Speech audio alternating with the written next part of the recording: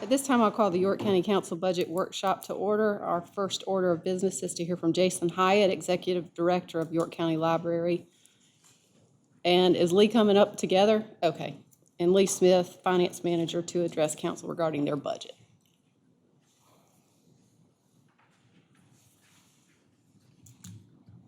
Good evening. Thank you for giving us the opportunity to talk about the library's budget request. We want to be respectful of your time, and in the spirit of our folks who have gotten used to quick and easy to digest information access at the library, we're going to keep our presentation brief. First, want to thank you all, County Council and the County Administration, for the support of library staff over the past year.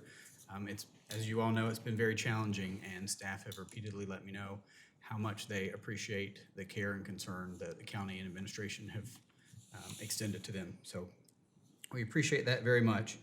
Our tagline at the library is Your Community Link, and we think it's our essential task to connect people with ideas, resources, services, and programs that they need to satisfy their information needs and demands.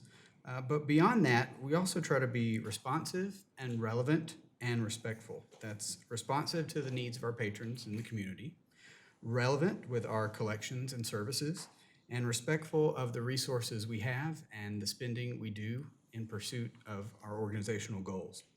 So with the challenging year behind us, and probably some more challenges to come, we have been able to re-examine some of our processes, look at some of our services, and make some additions and expansions to services that the library offers. They are on your handout. We highlighted 9 of them. I'm not going to read all of them to you, but I just want to mention a couple that have been especially popular. The first would be our expansion of the virtual library. Thanks to the funding we receive from the county, as well as funds from the state of South Carolina administered through the state library, we have been able to expand our virtual library collection to over 1 million streaming items. And over the past year, in the record keeping, our use of electronic material checkout has more than doubled. So last fiscal year, it was about 82,000. It's double that this year. And we're now seeing our print resources and other physical materials start to bounce back after the pandemic as people are getting used to being back in the library. Something else we added that was in direct response to community demand is our e-card program. In the past, a new resident could only get a library card by physically coming to the library. We came up with a process so that any branch can issue digital cards, get those sent via email, and a new patron can hop on and use our virtual library and electronic resources, sometimes as fast as half an hour or an hour after they submit the form. One other service that has been very popular, and I should add that everything on the sheet we are going to continue offering even post-pandemic. So we are working on ways to integrate all of these into our ongoing services after everything returns to normal, is curbside pickup. We still have folks in the community who are hesitant to come into a public building, or they may have mobility issues, or we hear at some of our branches the parking lot may be full.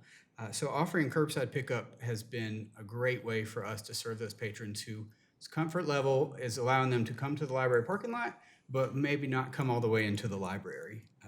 We've especially heard from patrons who are senior citizens that this has been a very well-received service for them. And lastly, we do work closely with the public school districts in the county.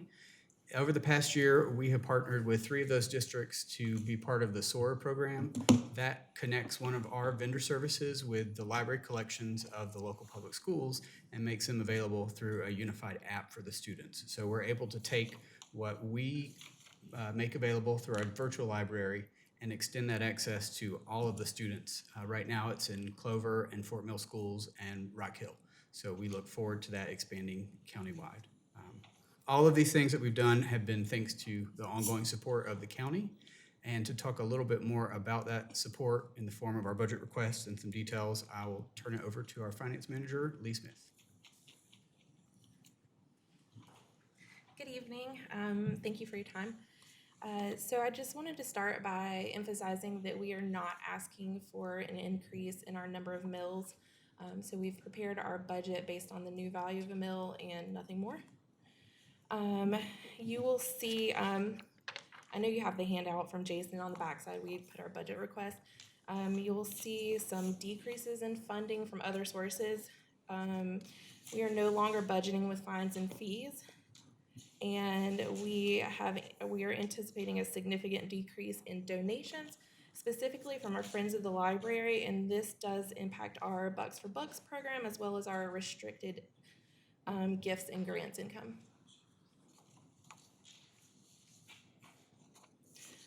As far as expenditures,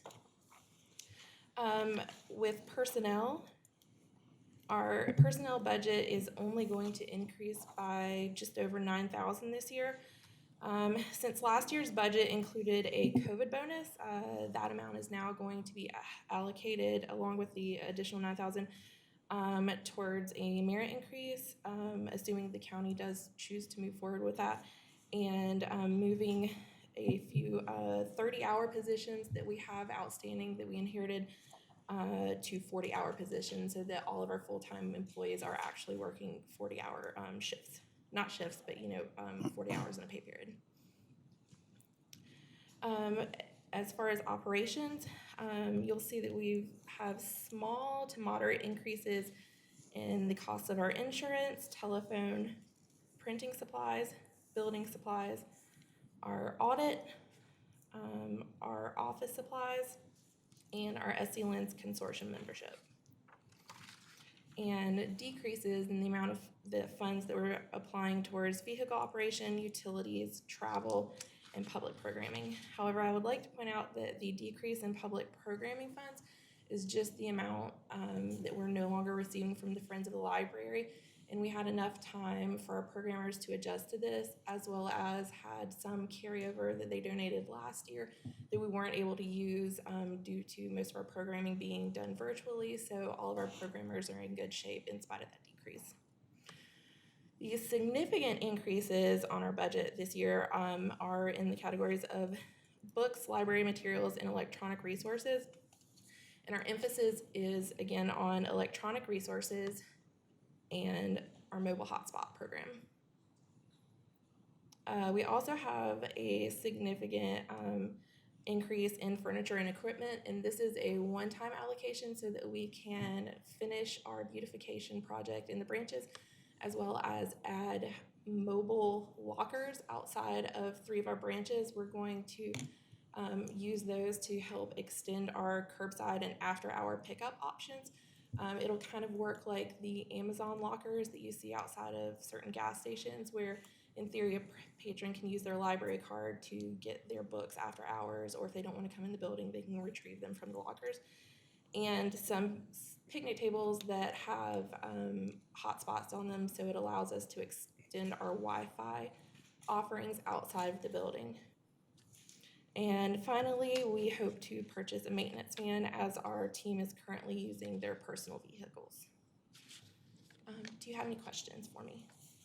Thank you, Jason. Thank you, Lee. Do you have any questions from council? Mr. Winkler? I have one comment and one question.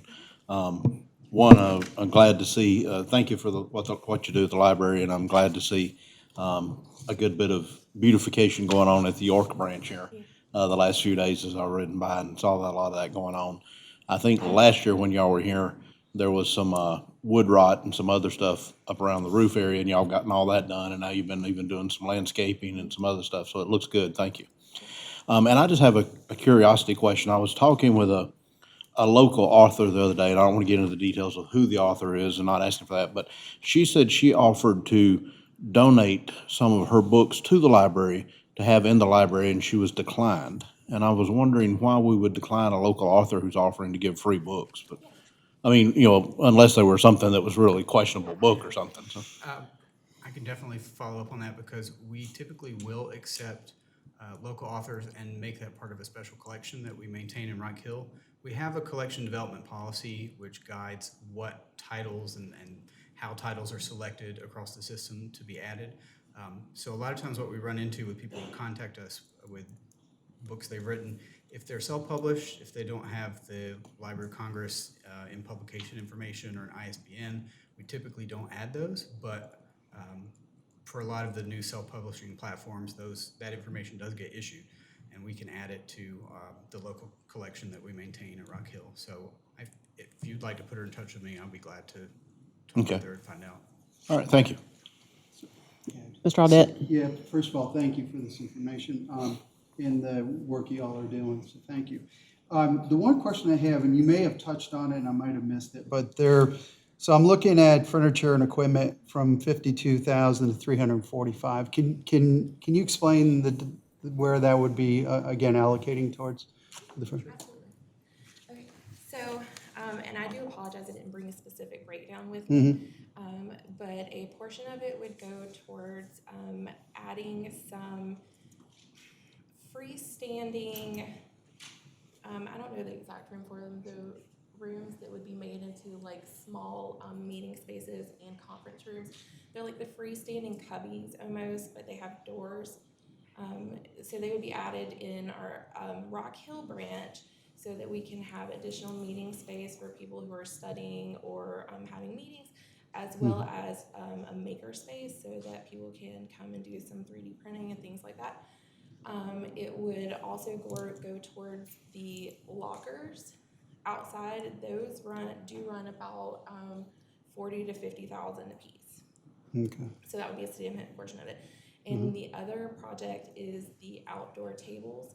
And so they are essentially like, I'm gonna call them picnic tables, and they, you can wire them so that they have internet access and also have solar charging capabilities so that people, I think, can charge their phones and use their laptops and everything out there, so that if for some reason we are closed and someone is needing to use Wi-Fi, it would extend the access outside of the buildings so that they are still being served while our doors are shut.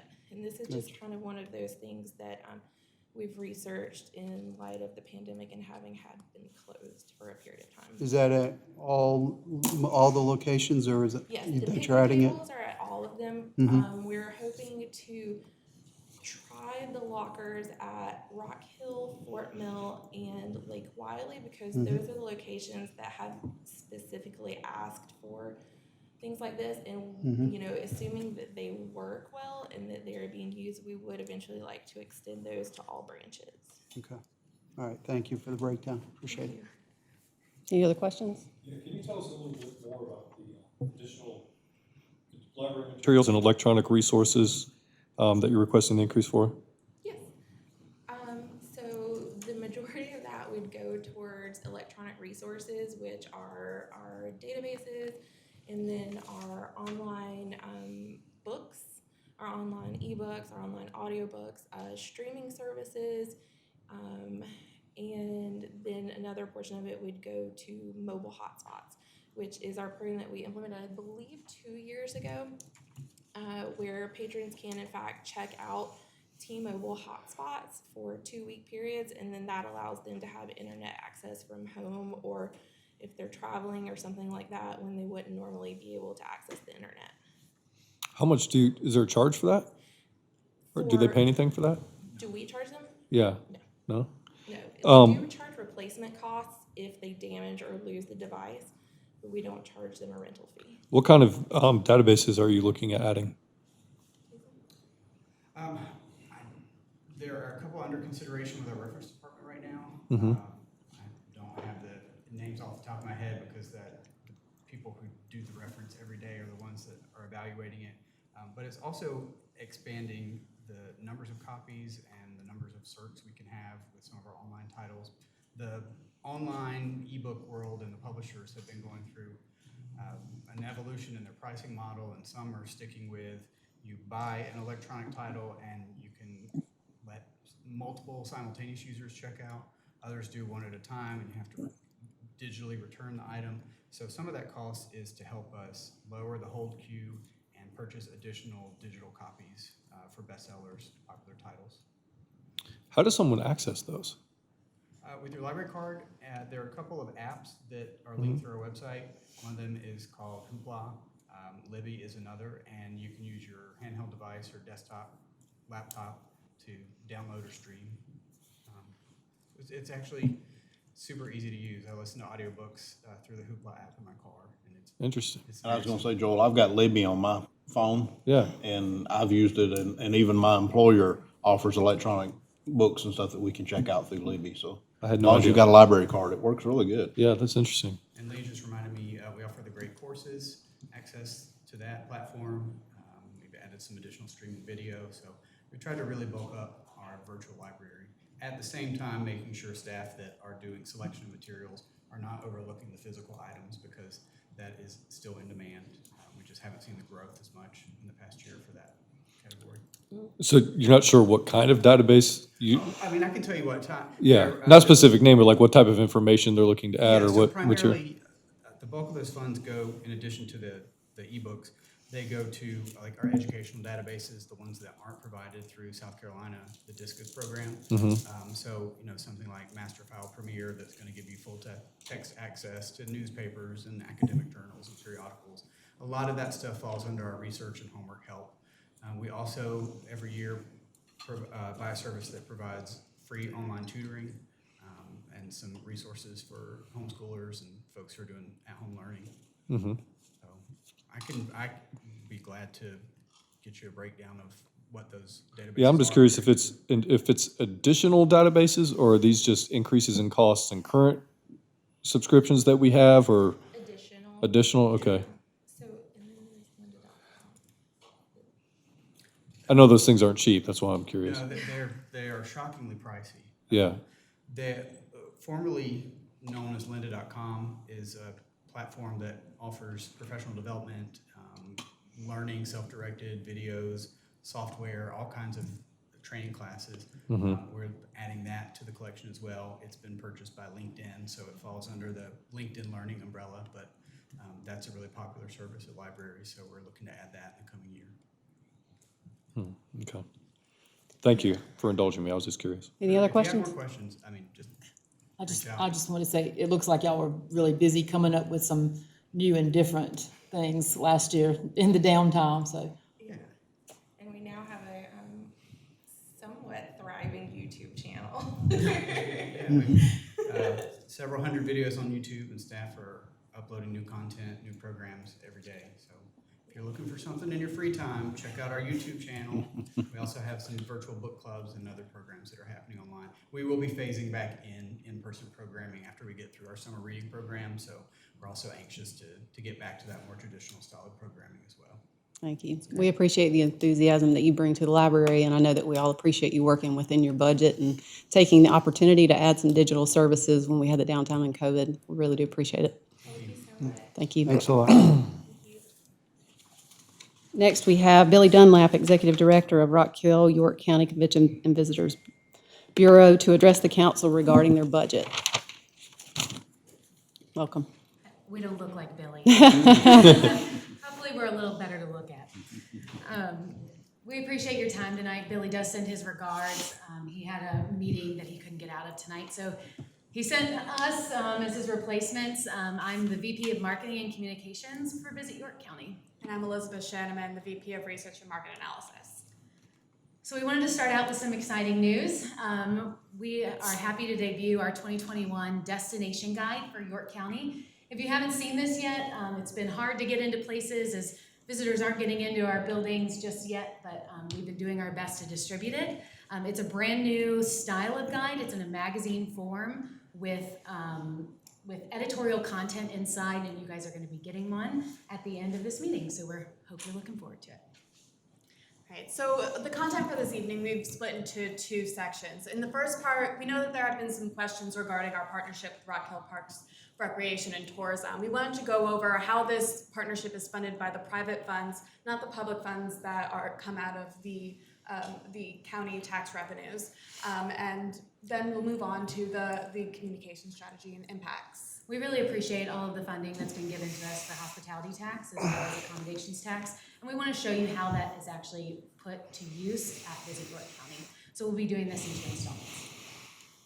First, we want to start with our partnership with Parks, Recreation, and Tourism. There's been no shortage of talking about this and discussing it in front of County Council, and we really wanted to break down and just reiterate not only what the partnership is, but how it benefits York County as a whole.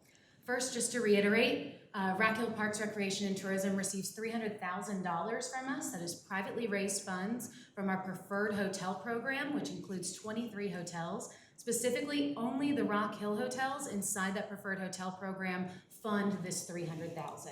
So none in the unincorporated areas or in the Fort Mill area go to fund this program, and again, that is privately raised dollars. This goes to aid in recruiting additional events inside Rock Hill PRT facilities and in Rock Hill in general. What York County gets from this is actually an active role in increasing hospitality occupancy. This is done through our preferred hotel program and discussions with these events rights holders. Additionally, we get direct communication with visitors and telling them all the great things in our story that we have to offer here at York County. And it also offers us the opportunity to get data for strategy purposes so that we can maximize the public dollars that we are given.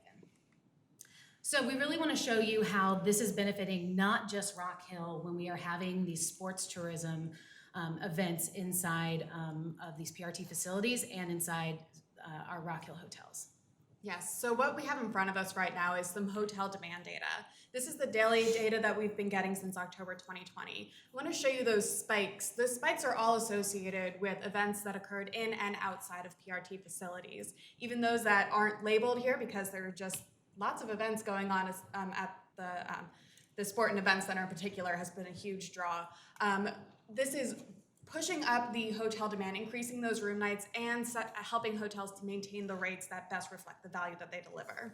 This has also extremely helped us during COVID-19 to maintain when our business and leisure travel has dropped off. Yes, in fact, these events that largely fall on the weekends, we've seen that with the hotel room nights, there has been a much smaller decrease in hotel demand over the weekends, being sustained largely by the events that are brought into the county.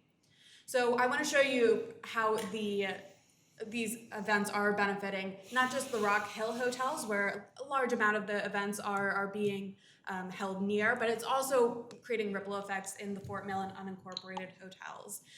The data that is in front of you represents 48 hotels, 33 of which are in Rock Hill. That's why you see such a larger number for the Rock Hill hotels for demand. That's just where the hotel supplies are currently, but 12 hotels in the unincorporated areas and 3 in Fort Mill are also being impacted. You see where all the peaks in the Rock Hill hotels, there's a corresponding peak in those unincorporated and Fort Mill hotels as well. And we know that this is benefiting not just our hotels, but the entire county. Because if someone's coming to spend the night, they're also going to be eating here. They're also going to be going to our attractions and experiencing all that York County has to offer. That's what boils down to that $63 million in direct economic impact. That's money directly spent by non-residents in York County. Yes, and you can see from the figures on the right that this money is being spread from food and beverage, space rental, transportation. It's not just the hotels that are benefiting. It is businesses across the county. This includes nearly $6 million in state and local tax revenue that's contributed by visitors. These are tax revenues that benefit the residents of York County but are being paid by people from outside York County. This economic impact also includes nearly over $17 million in wages. That's personal income for York County residents. That's $17 million in wages. When we apply the $32,000 median income for York County, that comes out to more than 500 full-time jobs that could be fully funded by just visitor spending in the county. And keep in mind, this is year-to-date for fiscal year. We run on a July fiscal year, the same as y'all. Not only did we see 141,000. I'm sorry, this was based on this past year? This is Year July to date? 2020 to right now, to the end of March. Okay, so 63 million at a time when last year we were shut down until basically October. And there was very few events, correct? Yeah, so thanks to Governor McMaster and also spacing here, but they were able to allow us to have events back in at a certain capacity. 750 was really the capacity inside the Rock Hill Sports and Event Center. They did a great job allowing visitors to come back in. So as we said, that business and leisure drop, you can see really this was sustaining us and funding and pushing those restaurants to be able to get people back in. I don't mean to interrupt your presentation, but No. do you have any idea what that economic impact number would be at full capacity for an entire year? So we've been working on some modeling, but it's not ready quite yet. Okay. Additionally, this is the first year with the partnership, so comparing a non-partnership year to a partnership year, the numbers aren't going to reflect exactly the same way, but we are Sure. working on that. So not only did we have 141,000 estimated hotel room nights, we also saw approximately 370,000 visitors for sports events since July of last year. That's in 9 months, again, to reiterate Councilman Hamilton's point during a pandemic.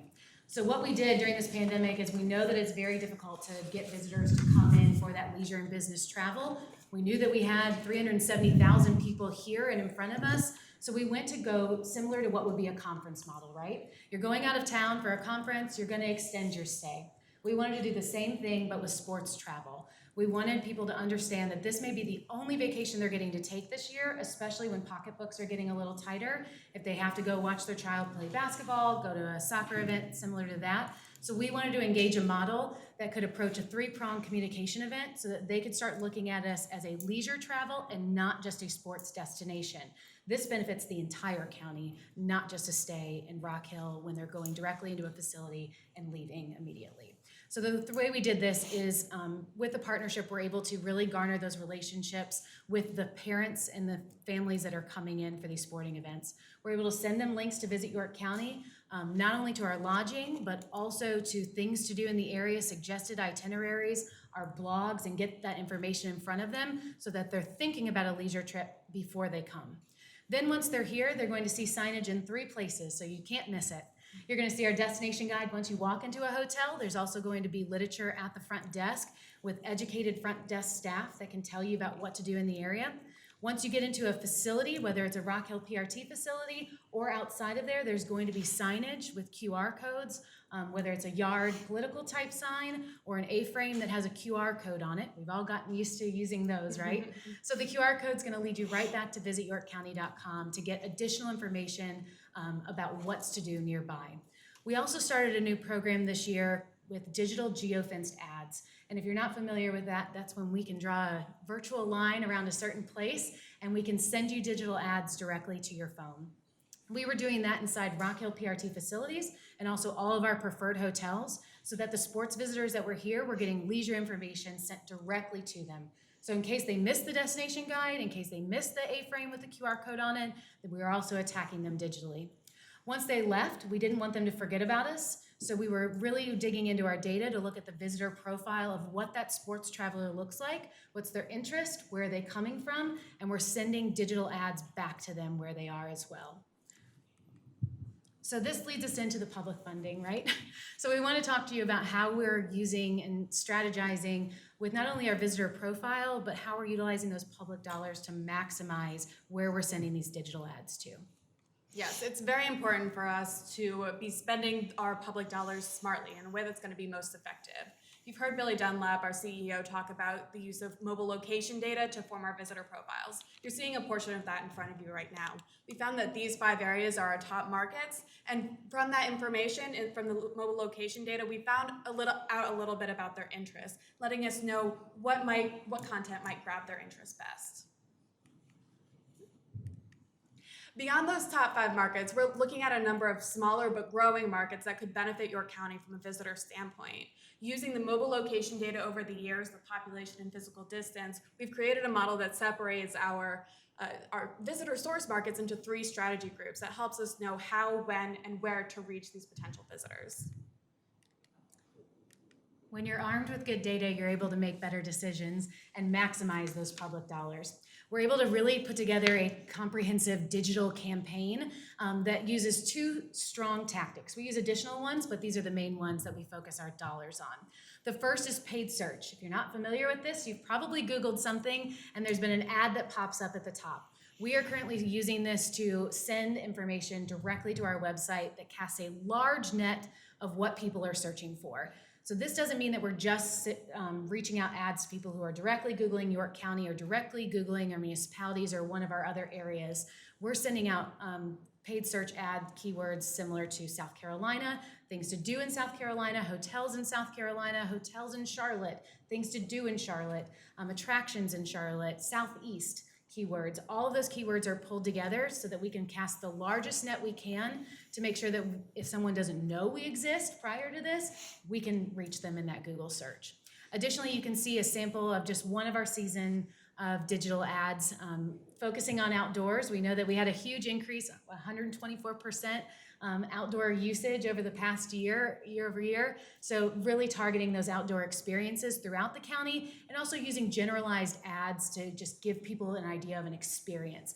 These are not targeted on any specific area, and I know that these are things that you guys don't always see because these are not targeted to you. They're targeted to people who are outside of our county, specifically outside 50 and 75 miles and in those target areas so that they are interested in coming. To go hand in hand with the digital campaigns, we also choose targeted publications in those areas where the data reflects. We're not just throwing a coin out and hoping that a magazine works, right? Or an online publication works. We're strategically placing these in specific areas. And these are 3 examples of what we've done this fiscal year. We've run a 3rd-page ads, weekly ads in Free Times Columbia, which goes directly to that millennial couple that we're looking to have an outdoor experience here, and then additionally go on the Brew Trail or the Taste Trail and experience all we have to offer. Also, Raleigh Magazine is another great aspect for us. When we've lost that business and leisure travel in that market, we're able to remind them that there's family experiences here for them to do, that they can come in not just for business travel, but make an entire vacation out of it. And that's featuring Kings Mountain State Park if you've never been there. It's beautiful.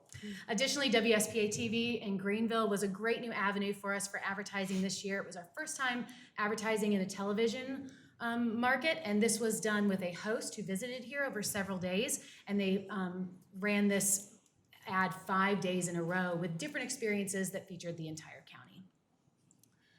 Also, if you're not in the PR or marketing world, you may have never heard of earned media. Earned media is something that we do to absolutely maximize our public dollars in the best way possible. This is free advertising dollars for us. What we do is pitch our local media or travel writers to really create an experience that they want to write about. There's 2 forms of this. So travel writers are really ones that you'll see in Travel and Leisure, Condé Nast, Garden and Gun, Southern Living, popular things like that. There's also a lot of smaller publications that have really strong legs as well. I research those names and send them pitches with things to do, and then they come here with an itinerary, and then they go back and write their article about it after we've hosted them here. We also focused heavily on our local media, and by local, I mean the Charlotte area. We know that's where the dominant eyes are. When I started in this role a year ago, I pulled all of our advertising dollars out of Charlotte. We know that they are probably not spending the night as much as the other markets that Elizabeth showed you earlier. So we wanted to focus specifically on an earned media campaign in Charlotte so that people can discover their dollars spend the same way as anybody else, right? But we wanted to make sure that we were not spending advertising dollars specifically in the Charlotte market. We've gotten great success with Ebenezer Park, thanks to the beautiful renovations there. Axios Charlotte did an article on it that had more than 15,000 views. It's formerly Charlotte Agenda, if you're familiar with them.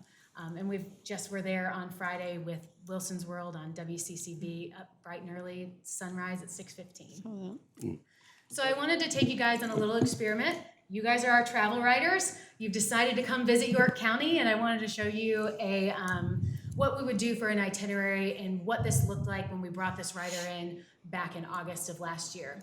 We started in Kings Mountain, and then we went to Kings Mountain National Military Park. We went to Kings Mountain State Park following that, and then we headed out to Lake Wiley to see Papa Doc's Shore Club with a fish sandwich as large as your head and a milkshake that was absolutely delicious. Then we headed to our hotel, Courtyard Marriott in Kingsley, and then we headed out to Canaan Zipline Canopy Tour where you can zip over the Catawba River. Additionally, we headed down to downtown Rock Hill to experience shopping, culture, arts, and we ended with a burger at Kaibi Kaibi in Slow Play. Next day, we got up and we headed out to Southtown Wake Park where we experienced cable wakeboarding, which is one of our funnest new attractions that we have to offer. Back to Fort Mill, we got to meet Smokin' Chef Ed over at Pucker Butt, and then we went back to the hotel for a little rest, and then we went to the Greenway where you got to experience 2,100 acres of the outdoors. Are you tired yet? So you head back to the hotel again, and right outside your hotel, you're able to go steps to beautiful restaurants, dining, attractions right there in Kingsley.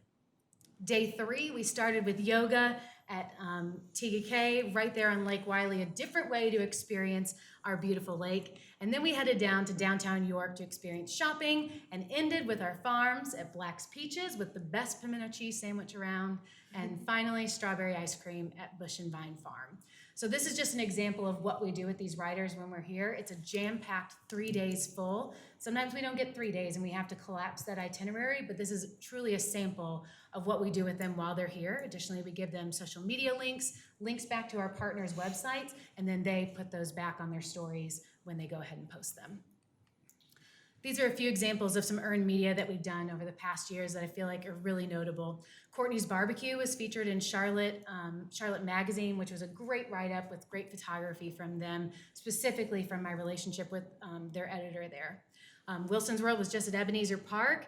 City of York was on USA Today's 10 Best for their cultural. That was a relationship that my predecessor had with USA Today. We've talked about the Yoko Taste Trail on WBTV's QC Life. We have a great relationship with them. And I don't know if you heard about it, but Counter and the Friendship Nine were on CBS Evening News a few months ago. And that was as a direct result of a travel writer that we brought in for Eater, Carolinas. CBS Evening News confirmed that we were the reason that they picked up this piece, which was great exposure for downtown Rock Hill. So, all of this to say, we have a Quick huge- question before you Yes, move on I'm from sorry. that. Do you have any idea the number of impressions that earned media gets, or what the value of something like that is? Yeah, so we actually utilize a program called Cision, which is a leading expert in those impressions. It's really hard to measure what the ad dollar is on those, but we know by placement about what those impressions are, and we can run reports for you Okay. individually. There's so many stories a year that it would be hard to do an overall estimate on that. Right. I'm just trying to. I just want to understand the value of it. Like, what would if we were paying for that number of impressions, what would the cost of that exposure actually be? So Which story? all of them. So it's very hard to put a number on, and in fact, leading experts are saying that you should stop putting an ad dollar equivalency to earned media because it's not as accurate as you think it is. The Nielsen ratings can vary depending on if it's an online article or a published article in a magazine, and the shelf life on it. So some leading experts, I just watched a webinar actually that said that we should go away from using the ad equivalency for that. And it's also hard because, as you saw in those past articles, none of them say Visit York County, right? None of them go out and say Visit York County did this or Visit York County is X. It's about our partners. We have switched from a model of event marketing to destination marketing. We are not marketing just individual communities. We're marketing York County as a whole, and experience as a whole of what York County is, and that makes up of our individual partners. So that brings us to our website. Our website content and communication strategy has directly pushed back to our partners. We want them to get the exposure, not necessarily us. We revamped our website in April of 2019 and added a ton of listings. Our job is to make sure that we have the most comprehensive database of every restaurant, attraction, hotel, and shopping experience you can find. And let me tell you, for a staff of just myself and one other person, it is an extreme undertaking to make sure that 250 restaurants are up to date at all times. We have every shopping up to date, and we do our best to make sure that that's happening. Yes, and we're seeing a lot of payoff in our website data. Overall web traffic has more than doubled over the past 3 years. Just year to date in this fiscal year, we've seen more than 408,000 paid views. So when we're talking about driving traffic to our partners, we do this through having these partner info pages. I'm going to be referencing these in the next couple of slides. Our partner info pages are listings on our website. We have hundreds of them, and they represent everything from Peachtree Orchard in Filbert up to the most widely known attraction in the county, Carowinds. And you can see, I know that a lot of times we talk about how do we get that direct ROI from an ad to an unincorporated area. That is extremely difficult to narrow down, right? How do I tell you that somebody who clicked on our website is absolutely going to go to Filbert? But what I can tell you is that overall, our advertising dollars are working, and this is a direct showing of that. Yes, you can see in the chart that the amount of traffic going to our partner info pages has greatly increased, and a key role was the paid search advertising, really promoting that growth. Just for the accommodations pages, 65% of traffic came from the paid search advertising. And you can see, again, I know we probably sound like a broken record by this point, but the story is really to get people to our partner listings. We want that information to be first and foremost for a visitor when they're coming here and attracting them. Yes, and the Google Analytics data is showing that it is working. About 80% of the traffic that goes to our partner pages ends up clicking out to our partner websites or clicking to call them directly. For attractions, it's 69% of the website traffic is going out to those partner pages. For restaurants, it's 99%. That's huge. And for accommodations, it's about 82%. I want to show you there that Book Now button on that preferred hotels website. Those are the links they're clicking in order to get out to our partner pages, to get the information directly from the horse's mouth, allow them to put their best foot forward. So, as Brianna said, we've been greatly increasing the amount of partner information pages that we have on our website. In the last fiscal year, there's been a 22% increase in the number of pages devoted to partner information. That pales in comparison to the amount of traffic that's being sent to those pages. The traffic has increased more than 125% year over year in the last fiscal year.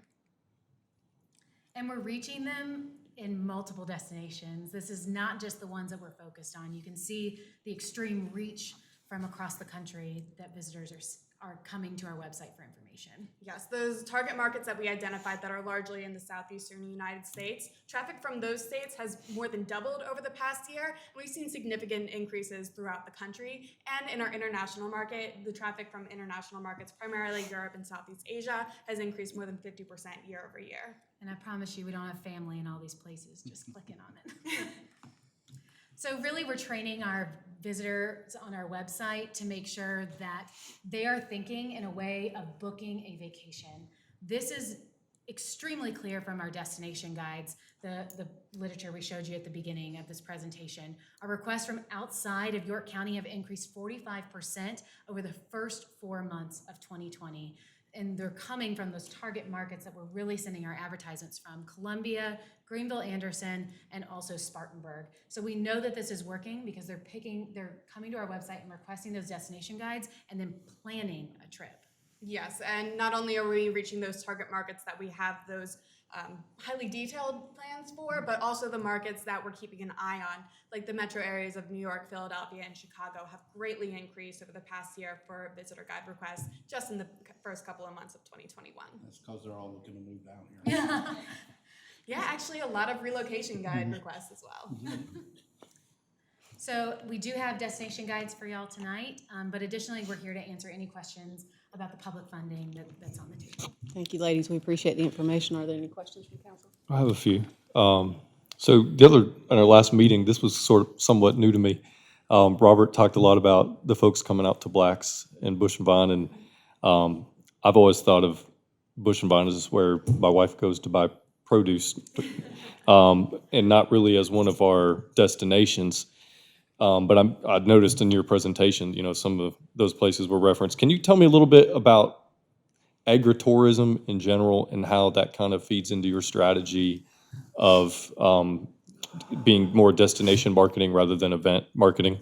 Absolutely. So a well-rounded, the best part about being a county destination marketing organization is that we're well-rounded, right? So the farms are a huge piece of what we do. Specifically with U-Pick season, it's a huge draw out of Charlotte. That is that amenity where we're talking about you can't get inside the city. We're different from what they're having to offer. So specifically, we do U-Pick seasons. You'll see that inside the destination guide where we talk about several of them. We also do blogs on that and focus on it on our website. And then also when it comes to fall farm season, that's really the bread and butter of where we turn on those advertisements and talk about that and send those ads out. For 2 years in a row, we did a video out of the three, I call them the triad, Windy Hill, Bush and Vine, and Black's Peaches. And we did a video on Discover SC's Facebook page, which was a boosted post that talked about our Fall Farm Fun, and it got more than 5,000 views. People are so attracted to what we have to offer here, and that little quadrant of our county showcases more of that agritourism than anywhere else. It's fantastic. Yes, and we've been using Uber Media to track a couple of attractions around the county to see how those attraction groups are performing. We have a couple that we put in a group called Farm, and those areas, while other attractions have seen a decrease in visitation year over year, those wide outdoor spaces have actually seen quite an increase. So we've been devoting a good portion of our strategy to getting that out during COVID-19.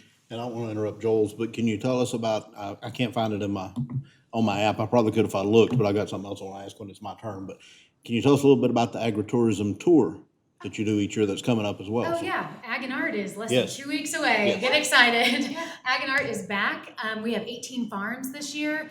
Visit York County helped to establish that in 2012. And now it's a statewide tour. It's the largest free agriculture and artisan tour in the country. Traditionally, we have 22 farms. It's back down to 18 just due to COVID concerns for some of the farms and being able to maintain that. But we're so thrilled to do that. 2 weekends. The first weekend will be the east side, June 5th and 6th, and the second weekend will be 12th and 13th.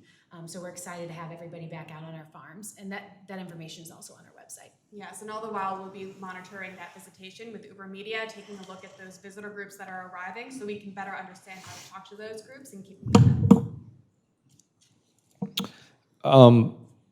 How does what y'all are doing compare to other markets in other counties and what they're doing?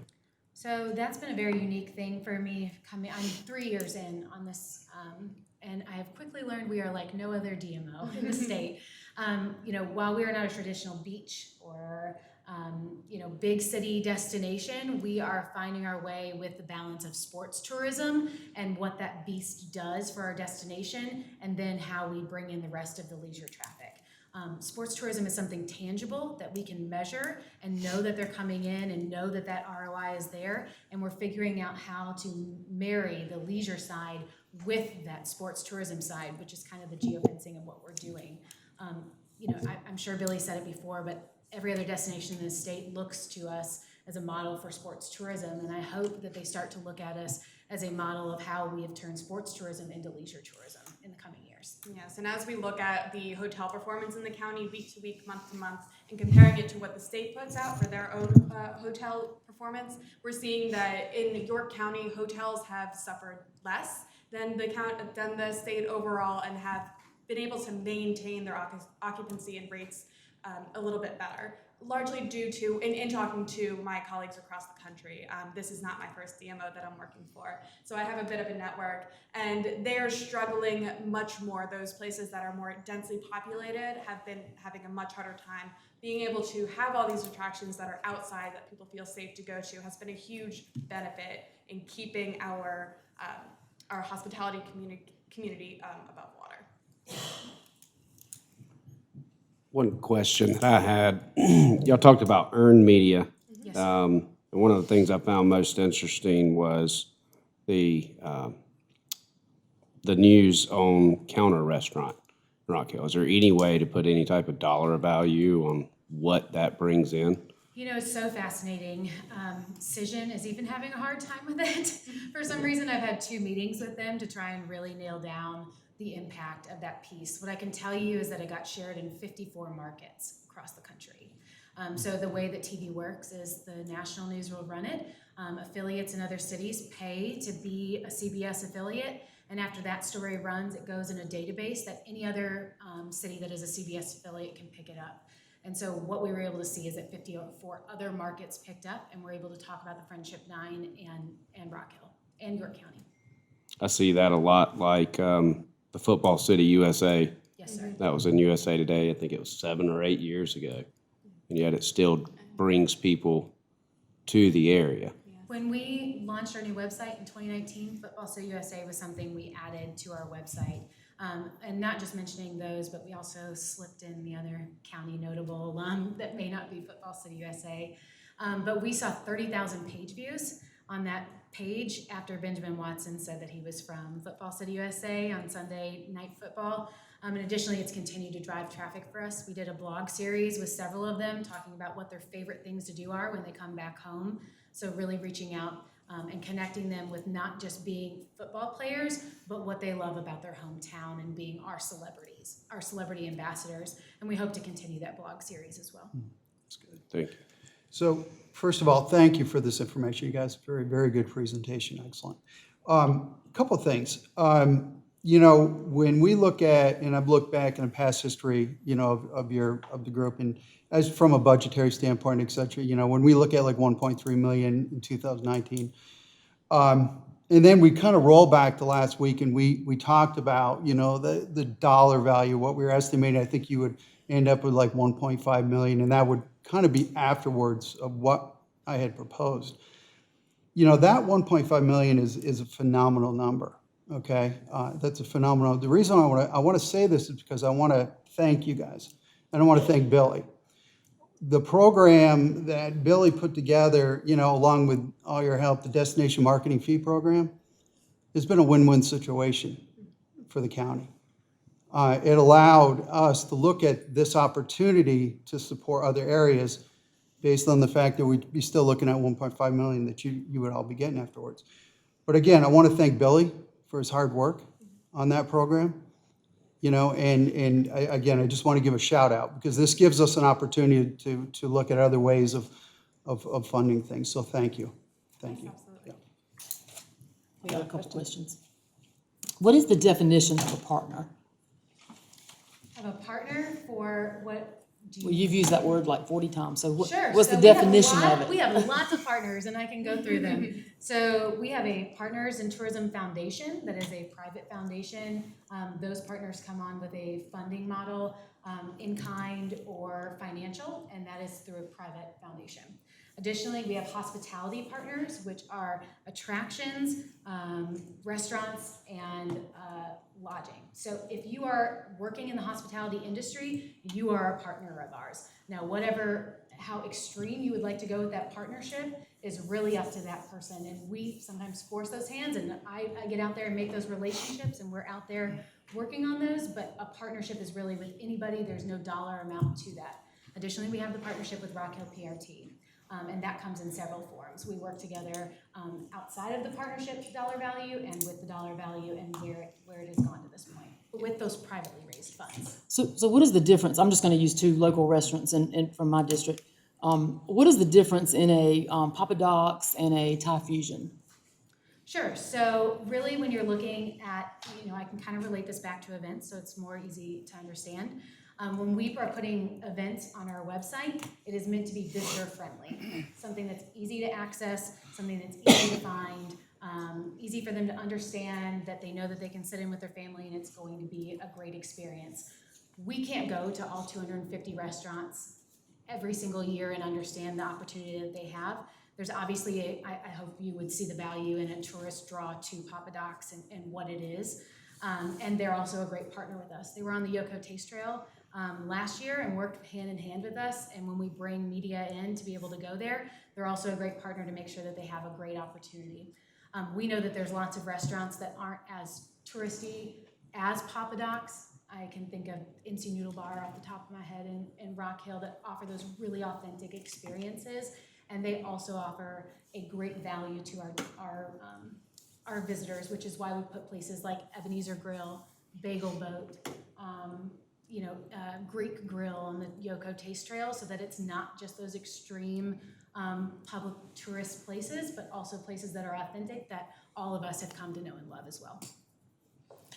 I just want to kind of reiterate what Councilman Audette has said. I think that you've convinced me that the CVB is well on its way, and I think it frees us up to use that $300,000 that's remaining for other things. And I mean, I think y'all have made a great presentation. I think you're great salespeople. I can spot a salesperson. I think y'all are two of them. So, but I just think it does free us up, and I don't feel quite as concerned. Not that I was real concerned, because every year that we've reduced the funding, I mean, we've come from $1.2 million to $800,000 down to $300,000, and I think this is just kind of the final little straw that probably doesn't mean a whole lot either way. But I think y'all have come a long way, and one of my concerns is that I've talked with the some of the people that you do advertise for, some of the people that you do market, specifically the fishing tournament, the South Carolina state fishing tournament, and in talking with them,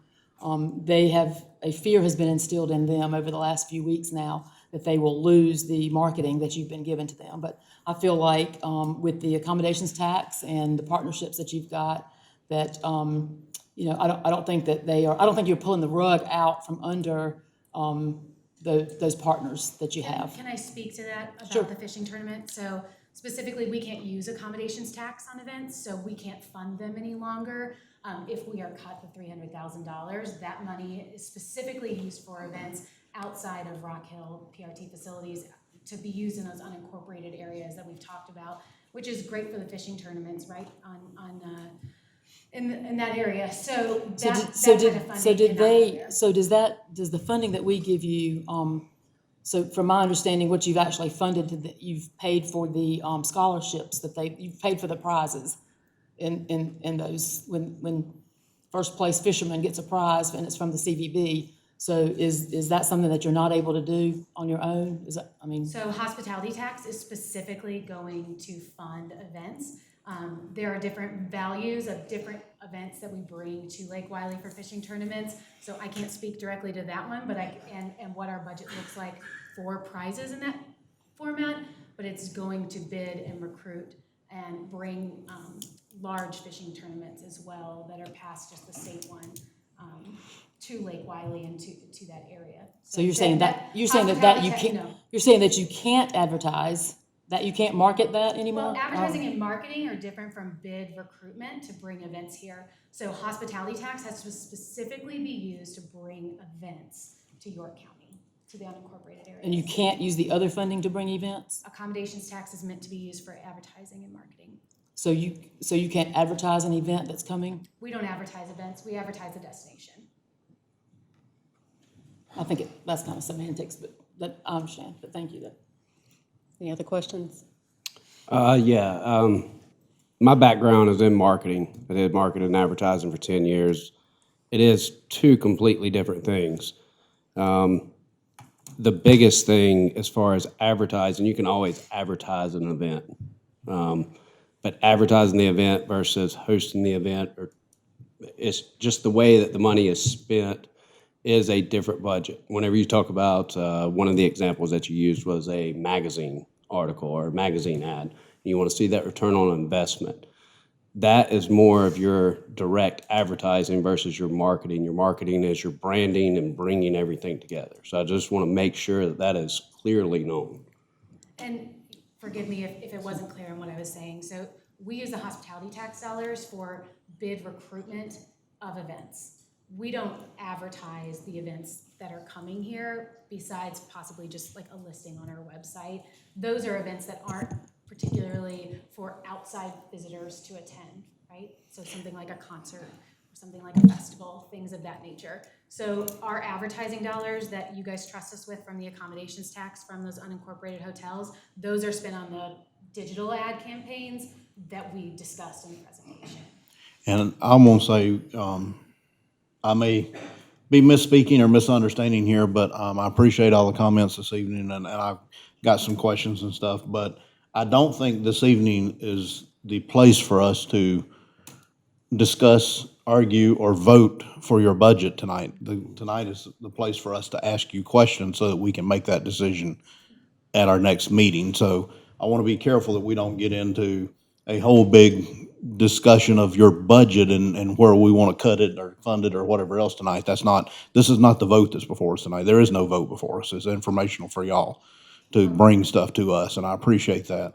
And I want us to just be careful in how we address this situation and follow this tonight. I do want to say, a couple things that I noticed that y'all said was, one of the things that helped the county is that a lot of the other counties don't have outdoor attractions that are available. Most of those outdoor attractions are in the unincorporated area. And looking at that, I've got the Visit York County app on my phone. I used to joke when I was campaigning, it was the re-election time, that I could see what events were going on in the area so I could go see where to campaign on weekends and stuff. But, I just scrolled through there and looked, and I've got to, we have fixed it now at the county level, but I'd give y'all a little props on something that the county didn't do. And scrolling through, looking at all the partners y'all have listed on there and stuff, Worth Mountain was on there. I checked. after last Yes. week's council meeting. I was sweating. It was, I was hoping it was not our on, it was website. not on the county's website, but it was on y'all's website. Yeah. So thank you. Kings Mountain, some of these others are, all in the unincorporated areas, that we need to, and again, I'm gonna try not to get into it. We'll discuss this more in the vote. But that's why, in my opinion, certain council members are looking at it wrong. We need to make sure we continue to fund you that 300,000 so that those things can be marketed and done properly with that. Again, tonight's not the time to get into the discussion back and forth on it, but I wanted to voice my support for you keeping that funding this evening. Thank you very much. I think a lot of council members have gotten a little bit outside of that. I would like to keep us on track. We have been, kept these ladies for 30 minutes. Are there any other questions that pertain to, these ladies can answer that? I have And one, we but I are wanted to well ask versed in one. the budget, so if you do have a question, we're happy to answer that. Mr. Roddy, you have any questions? Yeah, I just have a couple comments. I know I've been a huge supporter of the CVB ever since I've been on council, and I make no bones about it. When Bennett Brown was here, when Arvis was doing it, when Lisa was doing it, and even when Billy's been here. But here recently, I know a lot of things have come into question about the CVB, how you guys handle business, what you actually do. And I was just thinking back, we've supported a lot of events throughout York County outside of the CVB. I just made a little short list like Summerfest, Strawberry Festival, Christmasville, Red, White, and Boom, some of those events. And make no bones about it, the $300,000 that fosters that partnership with Rock Hill. My question to you ladies is,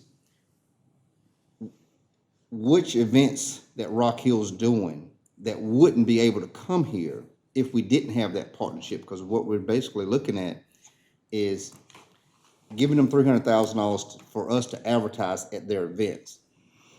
Am I reading that Well, correct? so Councilman, I first want to iterate that this is, the money that we get from York County does not foster the check that we give to Rock Hill PRT. Those funds are directly raised from private dollars from our destination marketing fee program, that 2% fee that was started, and it only comes from the Rock Hill hotels. There are unincorporated hotels and Fort Mill hotels that also raise those funds for us, but the $300,000 only comes from the privately raised 2% fee from those hotels. I just want to make sure that that's clear. Yes, no tax revenues go towards that. And maybe you ladies covered this before I got here. So what exactly? And we did. We extensively covered it, and I'm Okay. happy to go over really the benefits. It's more than just advertising inside those facilities.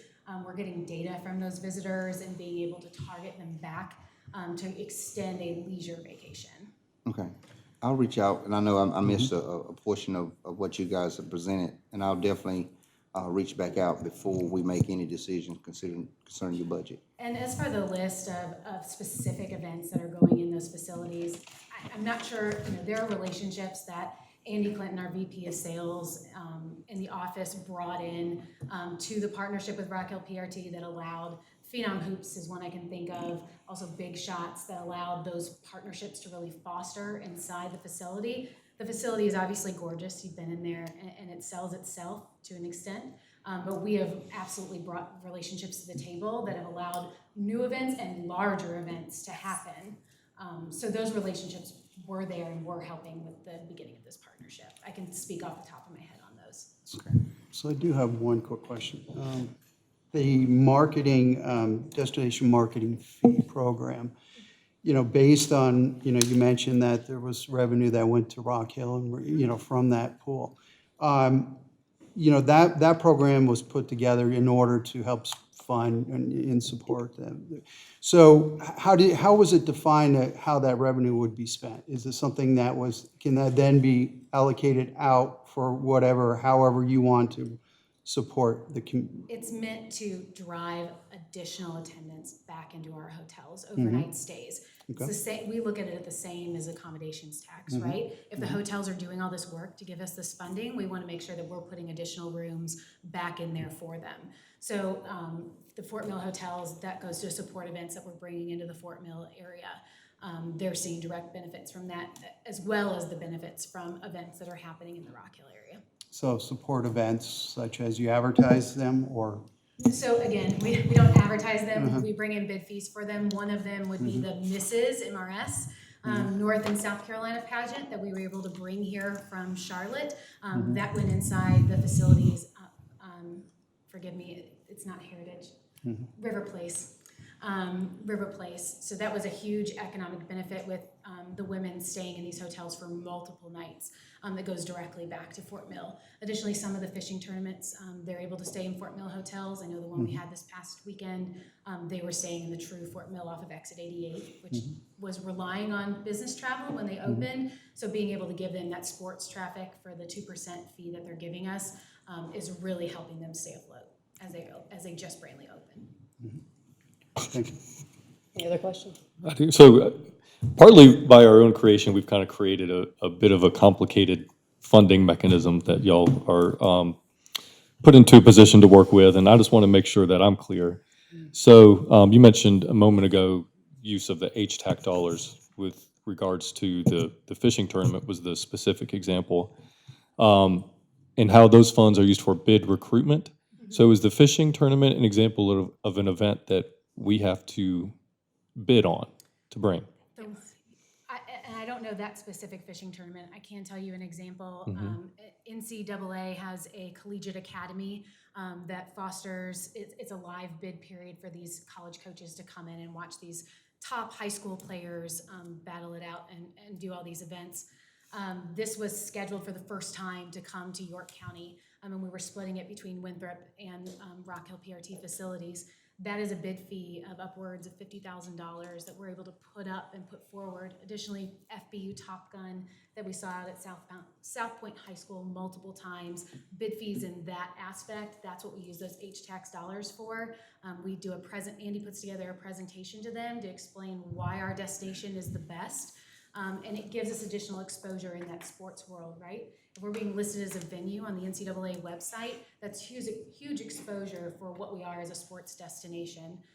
Same with what FBU Top Gun was. So bid fees like that go to supporting bringing those events here, and in turn it helps them run their event while they're here. So basically, without the funding for the event fee, the event doesn't come here. Correct.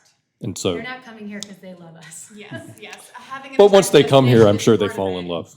But when it comes down to choosing a destination for an event, those event rights holders are largely looking at who's able to put up the bid fee. And it makes us competitive with other destinations. And this is what part of that $300,000 of the private funds goes to for Rock Hill PRT. We're able to go to those conferences and get in front of those faces to be competitive, to bring them here, so that we're not just bringing in events where people are driving down from Charlotte, they're flying in on Charlotte into Charlotte Douglas Airport, or they're driving in from multiple states away, so that we're truly getting those out-of-state visitors to really target and come back for leisure travel. One more thing, sorry. All right, Whenever I was coaching out at Manchester, they had that Harry Potter game. The Quidditch. Quidditch, yeah. I know that came in. That was NCAA as well. Do you have any stats on anything like that as far as? I know there's a photo in our office of it. I look at it every day. I was there. I have some in my phone. That's And somewhere. that was before we were using the economic impact calculator that we're currently using to measure those events. Where's it at now? We did it once. Salt Lake City. Is it in Salt Lake City? I believe so. That was prior to both of us being in this office. I apologize. thank you, ladies, for all the information. I just have one question regarding your budget. Other than the county contribution for HTAX, how much HTAX do you get from the city of Rock Hill, Fort Mill, TDK, just combined from those municipalities? We have our finance director here. Yes, please. This is Rebecca Artis. She's VP of Finance.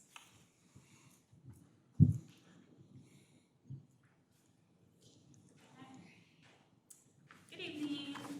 I'm Rebecca Artis, and as I said, I'm the VP of Finance and Administration. So we collect funding from all the different municipalities, and then you guys from the county. So town of Fort Mill gives us accommodations tax where they're 30% designated. Right, my question is restricted to the HTAX, Okay, hospitality I was tax. going to get there, but so for HTAX, we get funding from from TKK, we get approximately $8,000. From Clover, approximately $6,000, and then Rock Hill, Fort Mill, and York, we get accommodations tax. Okay. Thank you, ladies. We appreciate all the information. Could I ask the other council members that represent Rock Hill and maybe the ladies one question? On my Visit York County app, there's a partner on here that, when I was scrolling through looking, it says Hill Rocks, and it's on 140 East Main Street, and the picture is a whole bunch of, looks like amethyst or different carved in skulls. It's a rock shop, a rare rock shop. They can also do unique jewelry. They're in the bottom of what the Silk Okay, Club was. I just never saw that. I was like, what is this place? I actually We just got taste my all ring kinds size. of kinds, Yes, so- I actually just got my ring size there. They have a variety of services, and dealing with gems is one of them. We This- appreciate Thank you the very time. We much. do have A lot of good destination information. sorry, We we're gonna- appreciate that. I think we're gonna move on. Thank you, folks. Oh, next up, we have Sabrina Gast, York County Coroner, to address the council regarding her budget.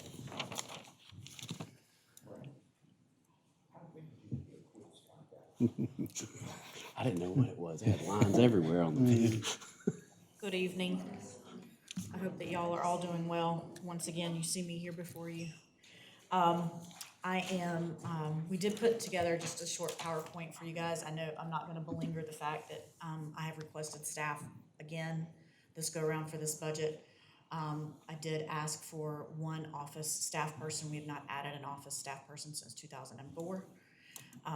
And I asked for 2 full-time deputy coroner investigators to help us with the caseload that we are seeing in the county.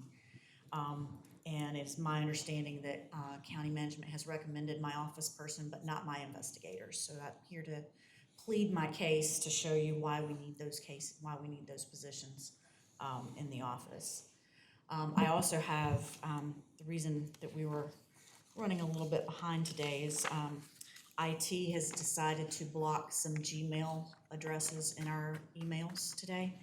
And I was unable to we had our reaccreditation audit yesterday, and I was waiting on a draft email of the recommendations, and we couldn't get it through the Gmail account that they were trying to send it from. So I have it pictured for you. I will give it to Karen, and she can get it out to you as soon as that full report comes through. I'll certainly give that to you as well. So this is, I have sent you similar information. I think that all of you have gotten the forms that I've sent you over the last little bit about the caseload increase and what we're seeing. This is just from 2008 to 2020.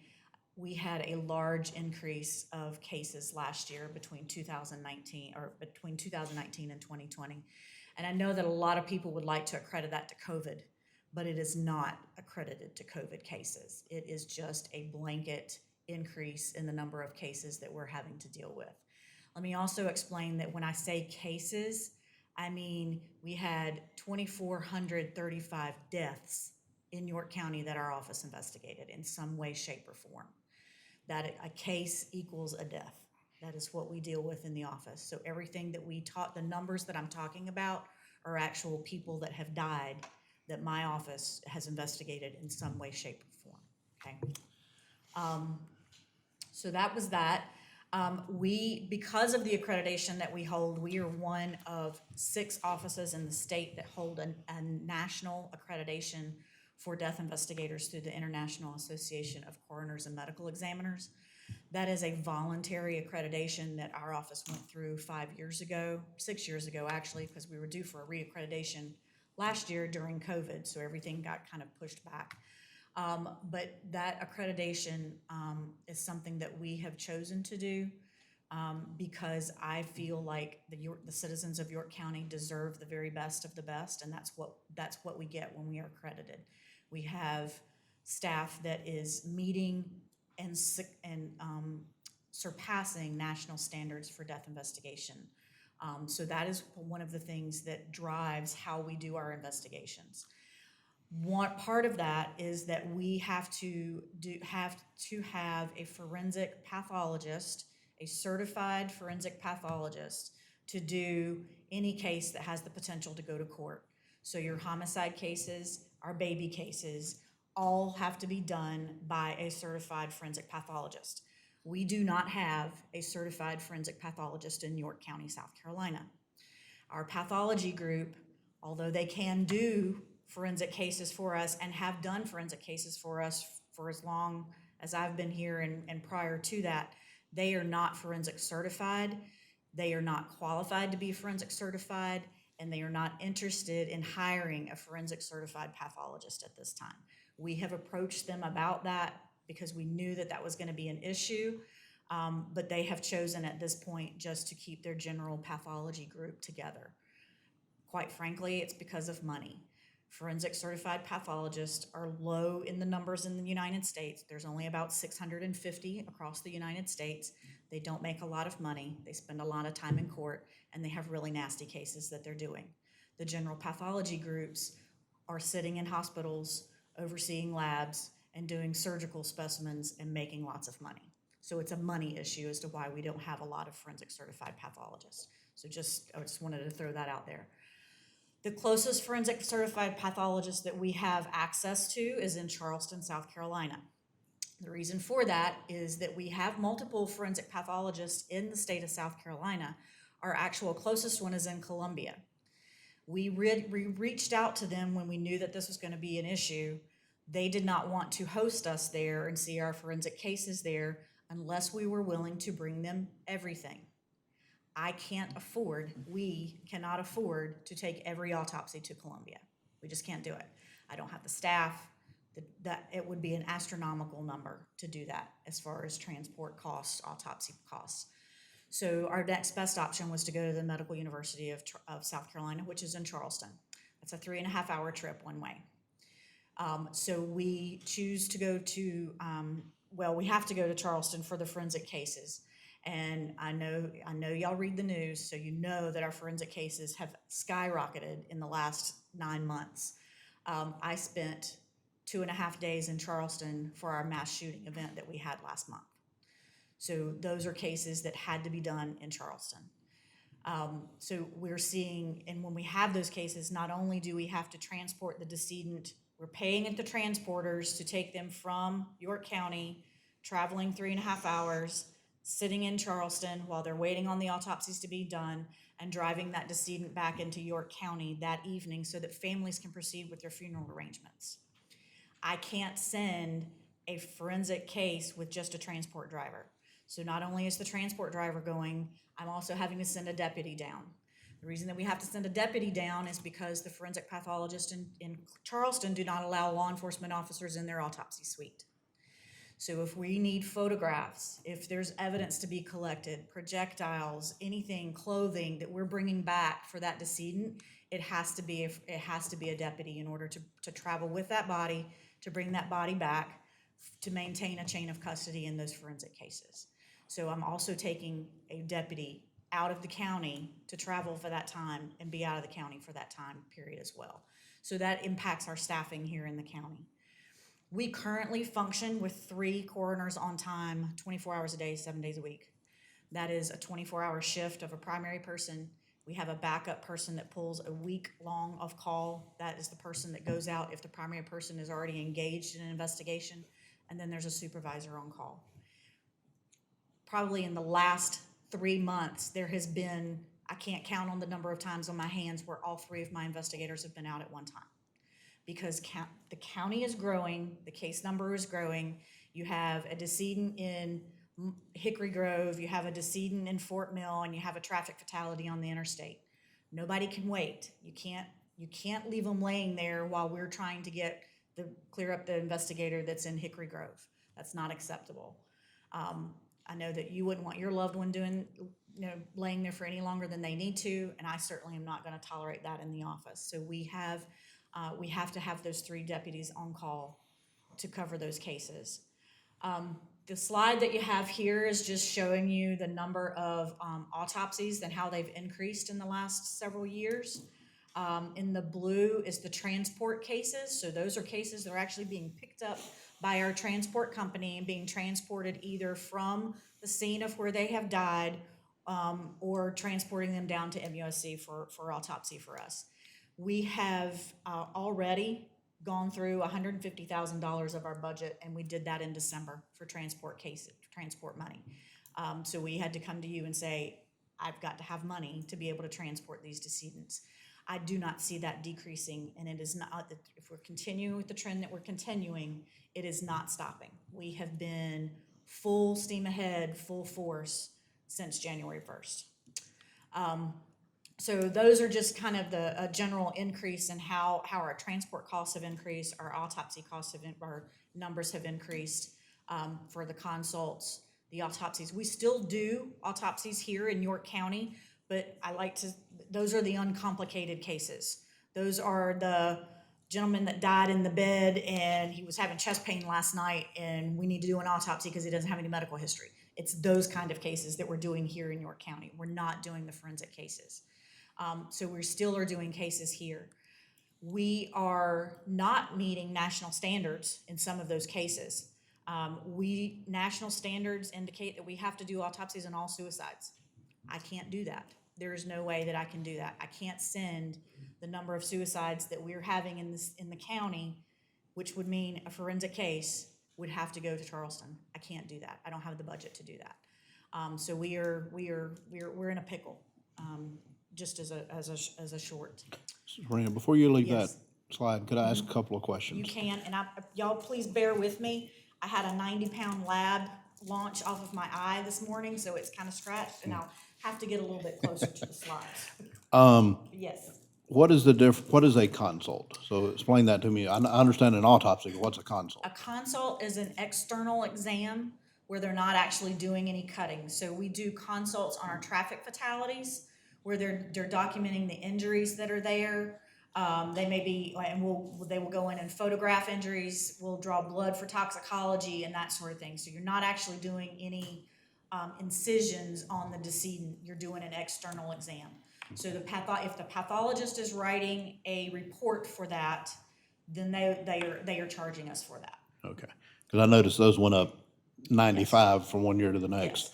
Yes. And That increase is largely due to the number of suicides that we're having. Usually we do consults on our suicides. okay, I noticed the autopsies that stay here in the county didn't go up a whole lot, but the autopsies that you had to send to MUSC went up by 30, which is almost double. And the other thing that was kind of weird is the total number, if you add autopsies, both types of autopsies and consults together, it's 411 total cases, I guess you'd say, or whatever, in 2019. Excuse me, it's 253, but the transports were 411. In 2020, add those three numbers together is 381, and the transports were 581. So it went up. Transports went up out of proportion to everything else. So not every case that gets transported gets an autopsy or a consult. I don't want to say a lot of times. Sometimes those cases are, I don't feel comfortable enough to release them to a funeral home. I need to hold them until I can look at some medical records to make a decision as to whether I need to do an autopsy, step further and do an autopsy. So they're still coming to the scene and picking those decedents up. So that is actually a transport. Okay. Thank you. So what is and you might have mentioned this earlier, but what is the difference between the YP and the MUS? YP is York Pathology. Okay. That's our local pathology group that does autopsies here for us. And the MUSC those are the forensic cases that have to travel to Charleston. Gotcha. Thank you. How do you not attribute an increase to COVID? I have a slide for that. Okay. Okay. So this is in our national, as part of our accreditation, we have to produce a yearly survey or a yearly report covering the number of cases that we deal with, the type of cases that we do. And this is just kind of showing you what types of cases and the numbers of the cases that we're having. The majority of cases that we deal with in York County are natural causes. Those will be like the medical reasons. So your cancers, your heart attacks, your HIV, those types of cases where we may be just doing a medical record review. And then we have those totaled over 1,900.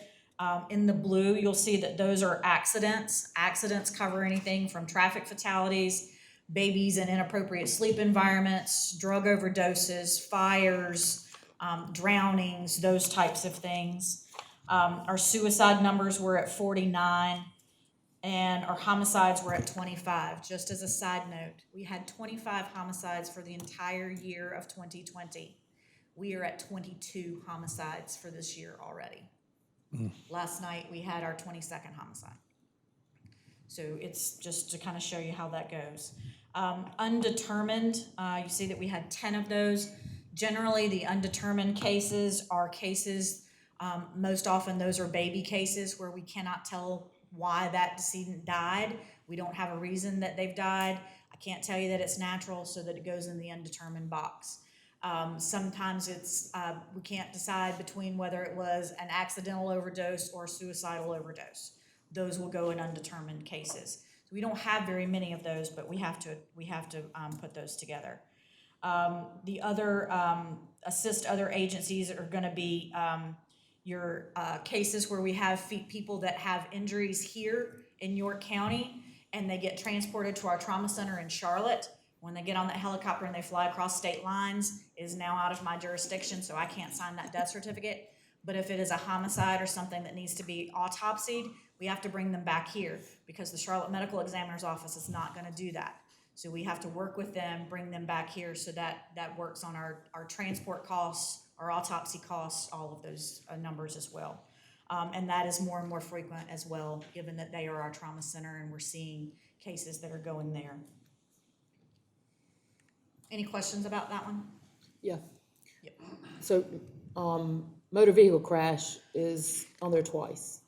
The reason for motor vehicle crashes being on there twice, one, we have a policy in the office. If the motor vehicle crash is caused by an intoxicated or an impaired driver, I list that as a homicide versus an accident.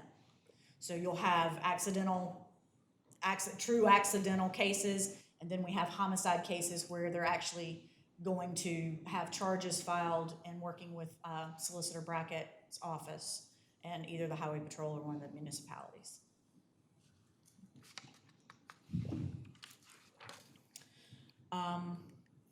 You asked about COVID deaths and overall increases. So 2020, we had 2,305 deaths that were not related to COVID. Only 130 were related to COVID. So that's a little less than like 5% of our cases. Right at 5%. Right at 5% of our cases were only COVID cases. So we didn't have a whole lot of COVID-related deaths.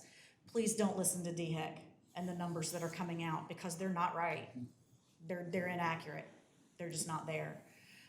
This year so far, we have had 101 COVID-related deaths, and today we are at 827 cases overall since January 1. Sorry, that corrects what we were at 928. Sorry, 928 cases overall. 827 is non-related to COVID and so on. Thank you. Any questions about that? So we're not seeing a lot of COVID cases, deaths related to COVID.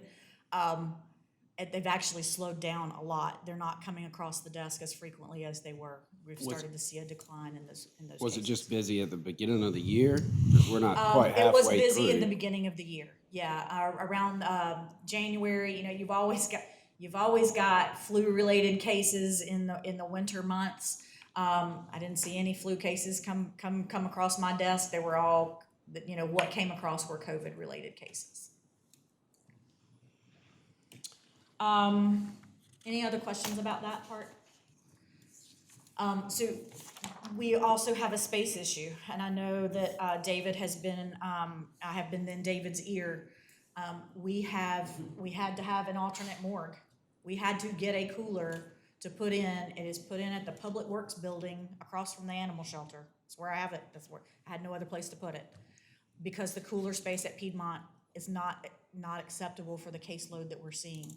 We have to share that space with them. So they have hospital cases coming in, and our case numbers have increased so much. I don't have room. Was having to double stack decedents on stretchers because I was running out of space. So we do have an alternate morgue space. It is consistently with decedents there. And this all came to fruition at about the time COVID hit. It really had nothing to do with COVID, as you see the cases that we're having. Just a comparison to date, as of today's date, in 2020, we had 803 cases on this date. We've seen 928 as of today. So we are seeing that consistent trend of the cases are increasing. And with that, caseload has increased, but our employees really have not. Our employees are working 24-hour shifts. We're having an average of 10 calls a day. They're having multiple scene calls.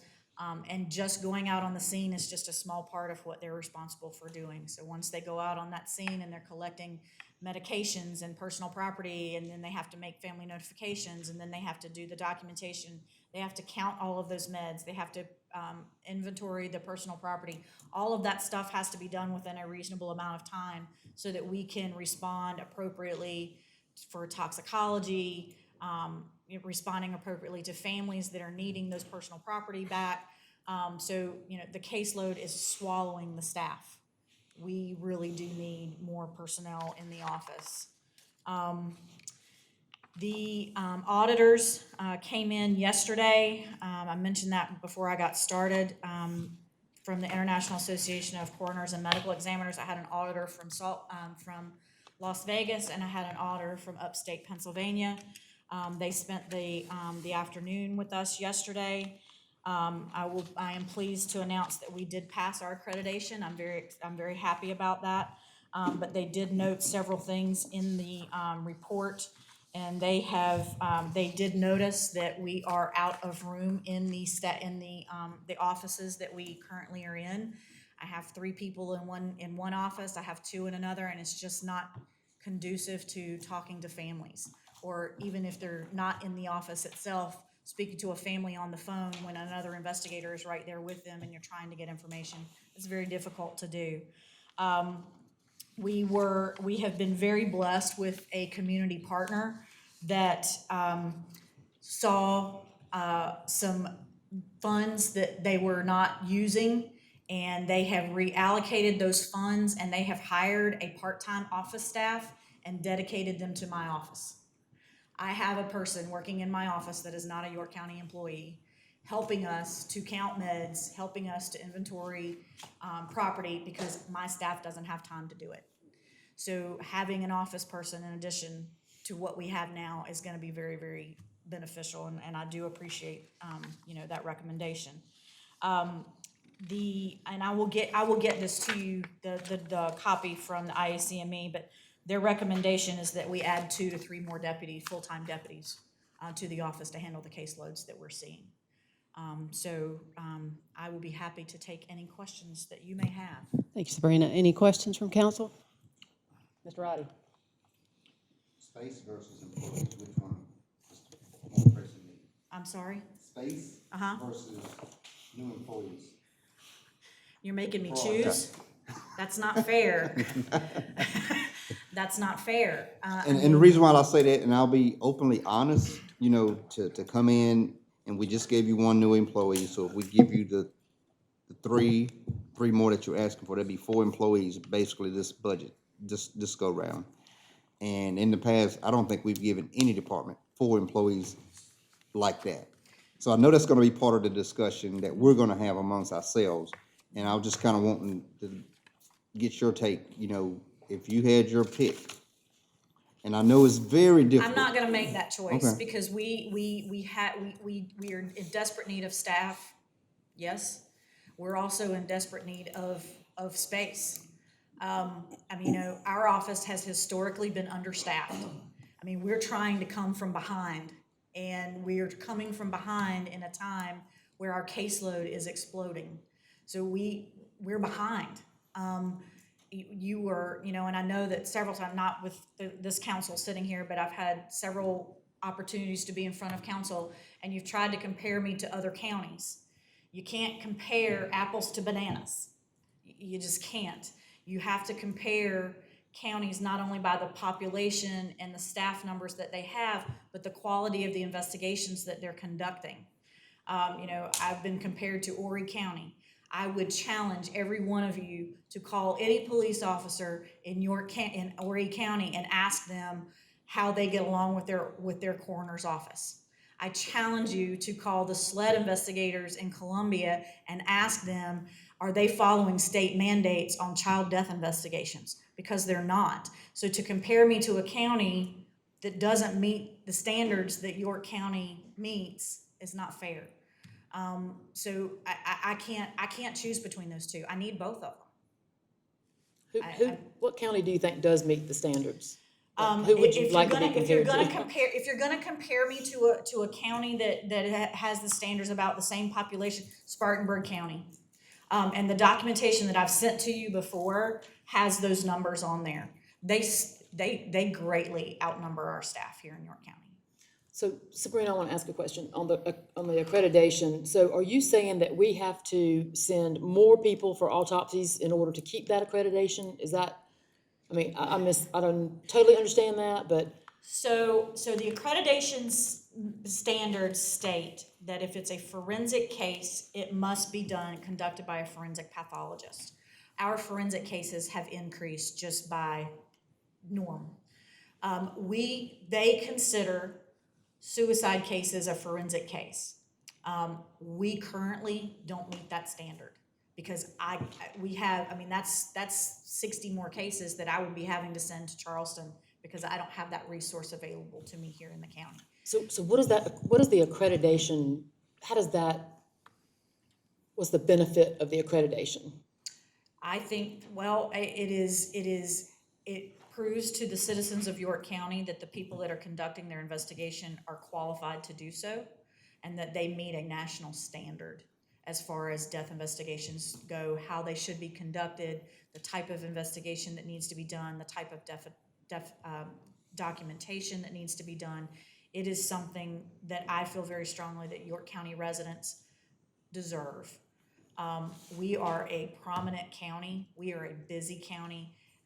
I'm sitting here listening to the tourism people talk about all the people that are coming into the hotels, and I'm like, holy smoke. Those are people that, because we have drug overdoses every day in the hotels. So those are more cases that we're dealing with in addition to the normal resident issues that we see that are calculated in the population. And do we do autopsies on all of those? Yes, ma'am. So, are some things not, I am not, listen, I don't know anything, but are some things not obvious and like a gunshot wound that kills someone? They are obvious until you get in front of a court with a defense attorney. Yes, ma'am. So, but some things are not going to court, don't we? Do we know that early enough on? I'm just questioning the transport, the amount of transport. You never know. You never know when things are going to be going to court or not. And I'm not willing to fudge on the accreditation part for those homicides. The suicides, if I feel queasy about a suicide, it's getting an autopsy and it's going to Charleston. But if it seems very clear cut and law enforcement is in agreement that it seems like it's a suicide, we don't autopsy those at this time. But that doesn't meet the national standard across the nation. So do families pay for autopsies? No. They do not. That comes out of the budget here. Now, yes, they can pay for autopsies. If it's something that we feel like we do not need to do an autopsy on, but the family is insistent that they want that autopsy, we can guide them and they can pay for a private autopsy. And that's not something that comes out of the county budget. But otherwise, if we as an office request that autopsy to be done, the county pays for that investigation. So when you question DHEX numbers, are DHEX numbers not based on, like you had one column that was doctor's signatures, are DHEX numbers not coming from doctor's signatures where a doctor has said, hey, this person died of COVID and So to clarify that and I can't speak to other counties, I can only speak to York County because that's what I know. I had several cases, deaths come across my desk that physicians wrote in the documentation from the hospital that they were COVID-related cases, but yet there was no COVID test done. There was no COVID positive test there. The decedent had no signs or symptoms of COVID.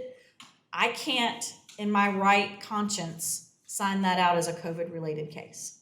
So you have COVID deaths that are reported from the hospitals based on what the physicians are saying, And then you have the death certificate that's actually completed by the coroner that has looked at the entire case as a whole and said either this is a direct cause of COVID or COVID may have played a role, but this person also had stage 4 brain cancer.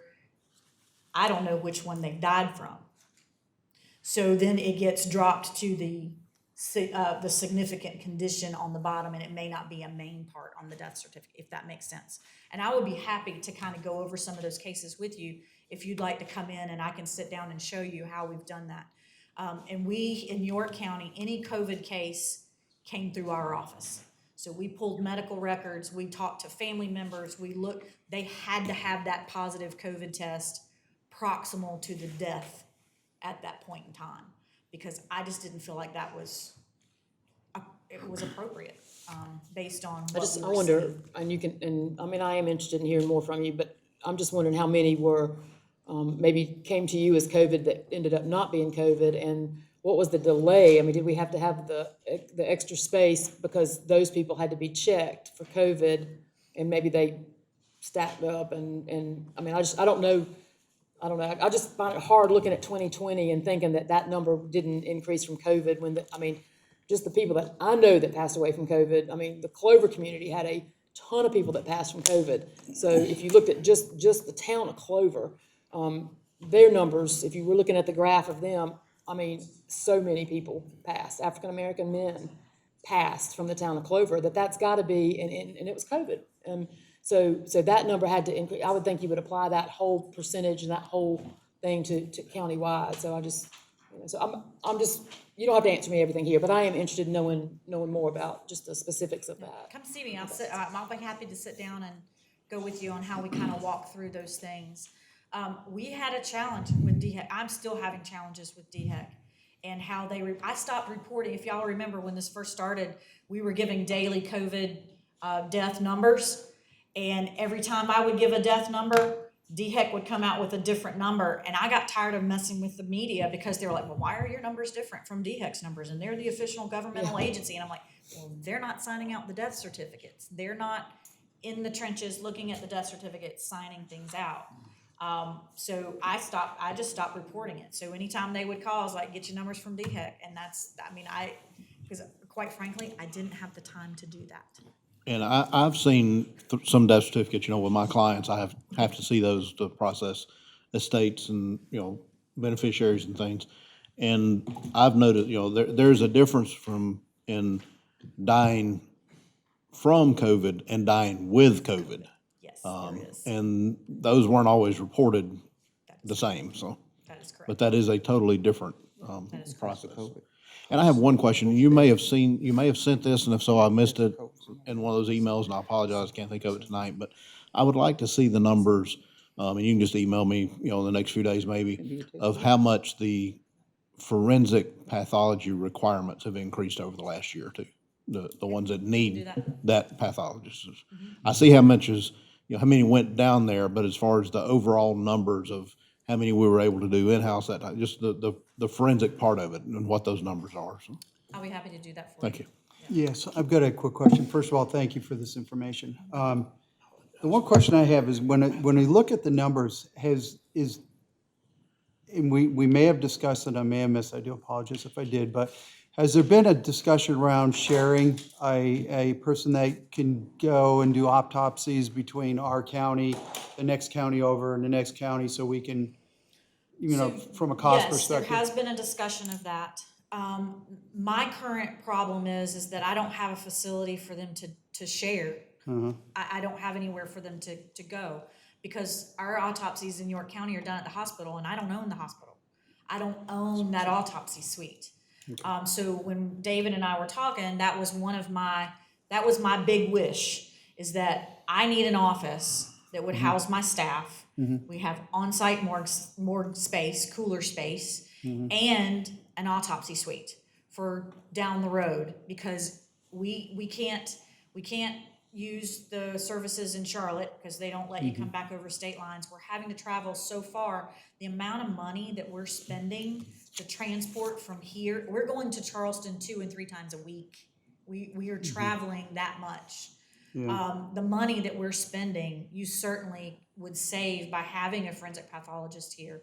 And not only that, you could pull in cases from Chester, Lancaster, Cherokee, Union, because they're having to do the same thing I'm doing. They're traveling out of county to a forensic pathologist to do their forensic cases because they don't have those services available to them in their Yeah, counties. yeah, and I think it goes back to the question that Bump had in relation to location, the value of location and the build-out, such as you mentioned.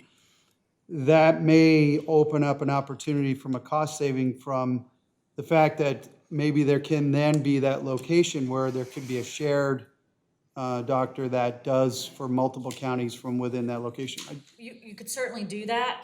I would suggest that you also look at the model of having them contract with the pathologist that is a York County employee, because the services that he would be providing to those counties would be an income stream through our office that we don't currently have. I spend money, I don't make it. I mean, $20 for a cremation permit doesn't get me much. So, we're spending money through the mouth on autopsies, but if York County has their own forensic pathologist that they pay a salary, you can pull in other counties to pay for those services on a per case basis and potentially make income for the county. Right, offset the cost. Yes. Right, exactly. Okay. I have two quick questions. Can't we test for COVID once someone passes away? Yes, we can. Okay. And my next, I guess this is a comment for our staff. I would like to see just what you mentioned, a cost benefit analysis of us getting that forensic pathologies versus what we're spending on transport back and forth to Columbia. Because I do hear what you're saying, how that's racking up the dollars going to Charleston 2 and 3 times a week, every single week, versus having something in-house closer here that we can control. And I like the idea of being able to offer that same, whether it's the same position or same facility, to some of our neighboring counties, because I'm sure Chester doesn't have one, Lancaster doesn't have one. They're having to send people out as well. Right. So I would like to see what that would look like cost-wise if we look to do something along those lines. And I think that would probably help get us closer to where we need to be with the And I know dollar. that we are working, they were working on that. Okay. Yes. I like Yeah, to- and like to see I can that. speak to that a little bit. We have been working with Sabrina on what the new facility might look like, and understood that she does need some more morgue space and more office space, and trying to incorporate into that whatever building she ends up with as an upgrade from where she is now. We've worked a lot with Aaron Siegler on gathering data, and I think it makes sense to have some capacity built into whatever building she has, where maybe you do some autopsies or maybe have some room for expansion. Because forensic pathology is so expensive, they make a lot of money, the people that do that. I don't know that the models that we looked at very preliminarily really support us having our own doctor to do that. I wouldn't rule it out, but it doesn't appear to be cost effective to do that. So we have looked at other options, and I think we would build that into whatever we do building wise for the coroner. But again, just our initial look at that, it's doesn't seem to be cost effective even to have a pathologist that work for us and get other cases from other counties. Again, it was very preliminary, so I would say that, we could look at it again once we get further into the discussion of what the building's gonna look like and how big it's gonna be and what construction costs and all that are gonna be. I think that makes sense, but we did try to crunch some numbers early on, and that, because the salaries are so high, and I don't remember exactly what they were, but they were pretty much cost prohibitive for that. I know, I just as an added to put in that, one of the auditors that was in the office yesterday from Salt Lake City, they just put out a job posting for a pathologist in their office, and they're offering $250,000 a year. plus a nice benefit package, but that's what they're going for out there. How many years of schooling do I need? Where do we apply? How many years of schooling do I need? Yeah. So where's the closest Because I've one? thought about it. Where is the closest one to us? To us, Columbia. But they don't want to do just the forensic cases, they wanted them all. Right. So that's why we're going to. So that's why we have to go to Charleston. I can't afford to send all of the cases that we do. They wanted everything. They wanted the consults, they wanted the medical autopsies, they wanted everything, plus the forensic cases.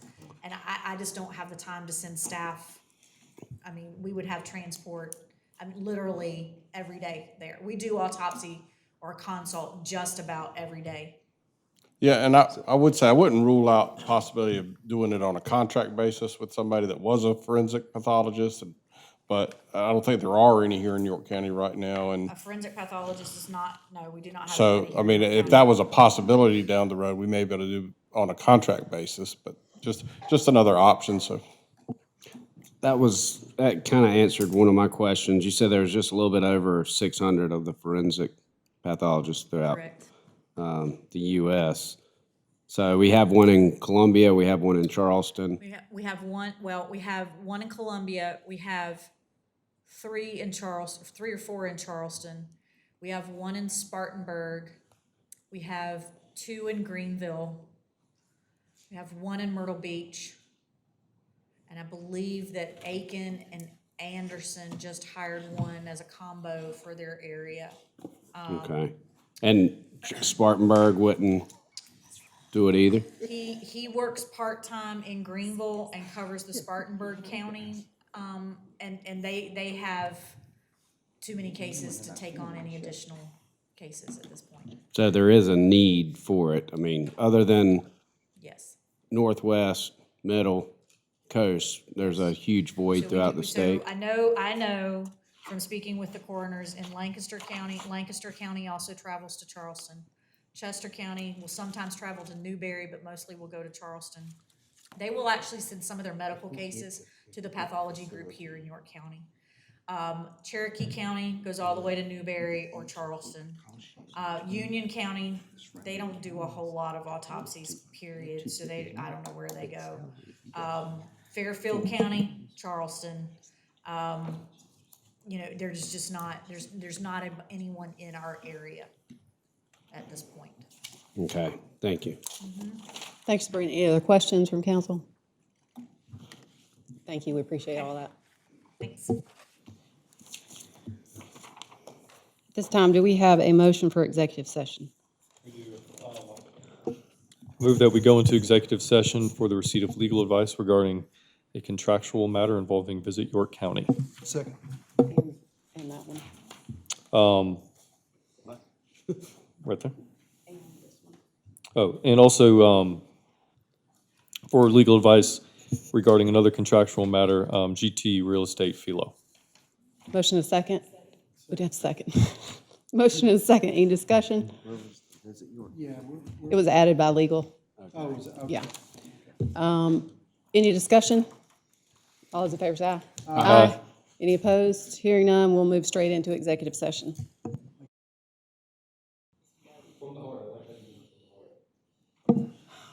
We are out of executive session. No action was taken. Do we have a motion? Move to adjourn. Motion is second. All in favor say aye. Aye. Any opposed? Hearing none, we are adjourned.